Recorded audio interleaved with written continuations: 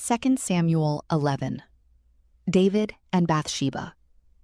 In the spring, at the time when kings go off to war, David sent Joab out with the king's men and the whole Israelite army. They destroyed the Ammonites and besieged Rabbah, but David remained in Jerusalem. One evening, David got up from his bed and walked around on the roof of the palace. From the roof, he saw a woman bathing. The woman was very beautiful, and David sent someone to find out about her.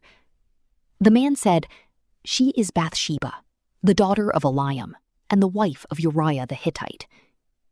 Then David sent messengers to get her. She came to him, and he slept with her. Now she was purifying herself from her monthly uncleanness. Then she went back home. The woman conceived and sent word to David, saying, "I am pregnant." So David sent this word to Joab, "Send me Uriah the Hittite."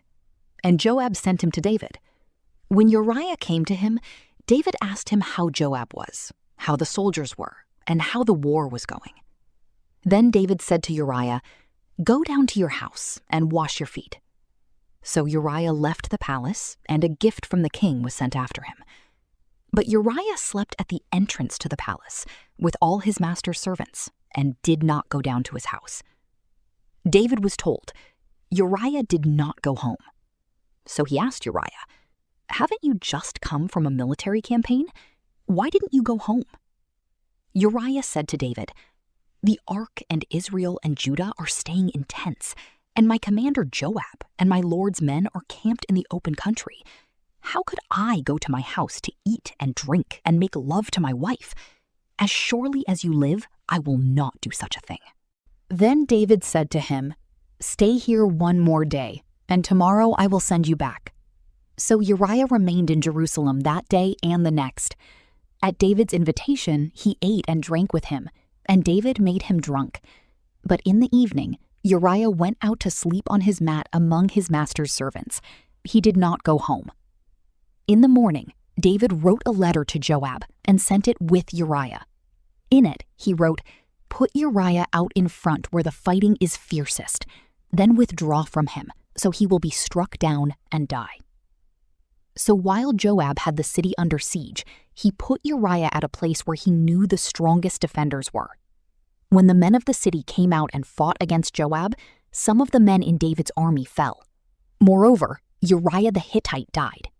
Joab sent David a full account of the battle. He instructed the messenger, "When you have finished giving the king this account of the battle, the king's anger may flare up, and he may ask you, 'Why did you get so close to the city to fight?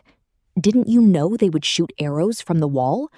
Who killed Abimelech, son of Jerubbesheth?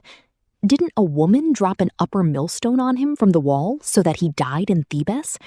Why did you get so close to the wall?' If he asks you this, then say to him, 'Moreover, your servant Uriah the Hittite is dead.'" The messenger set out, and when he arrived, he told David everything Joab had sent him to say. The messenger said to David, "The men overpowered us and came out against us in the open, but we drove them back to the entrance of the city gate. Then the archers shot arrows at your servants from the wall, and some of the king's men died. Moreover, your servant Uriah the Hittite is dead." David told the messenger, "Say this to Joab, 'Don't let this upset you. The sword devours one as well as another. Press the attack against the city and destroy it.' Say this to encourage Joab."